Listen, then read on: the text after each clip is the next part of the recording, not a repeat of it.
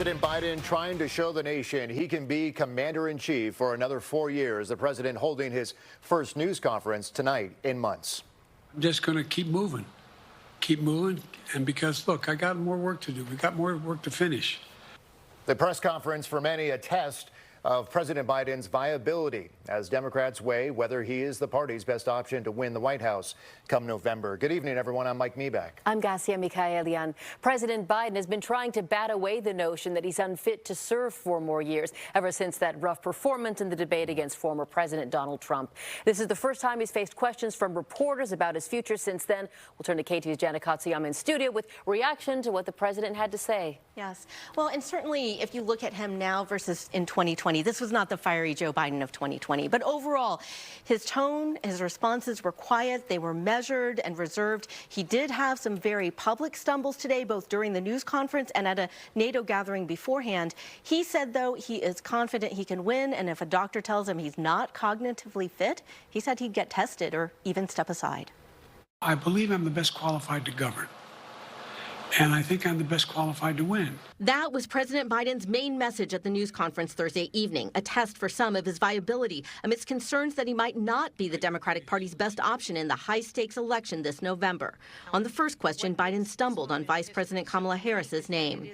Look, I wouldn't have picked Vice President Trump to be vice president, but I think she was not qualified to be president. Biden quickly and quietly corrected himself and then for nearly 1 hour answered questions from reporters. He touted his administration's record and then took a barrage of questions about his ability to win after his self-admitted lackluster debate performance in June. And if you look at my schedule since I made that stupid mistake in the campaign, in the debate, I mean, my schedule has been full bore. In the next debate, I'm not going to be traveling into 15 time zones a week before. Every single day, I'm surrounded by good docs. If they think there's a problem, I promise you, or even if they don't think it's a problem, they think I should have a neurological exam again, I'll do it. Some questions tested Biden on policy issues, such as his stance on the Gaza war, a divisive point in the party. This war cabinet is one of the most conservative war cabinets in the history of Israel. And there's no ultimate answer other than a two-state solution here. The most animated moment talking about gun control. More children are killed by a bullet than any other cause of death. More than 12 congressional Democrats have publicly called for Biden to step away from this race. His answer is wait for the convention. If all of a sudden I show up at the convention, everybody says we want somebody else, that's the democratic process. It's not going to happen. So you saw there, he was not as defiant in his tone as he had been in the past. He was very pragmatic, and he said that he feels that he has the best campaign organization, the best war chest to win in November.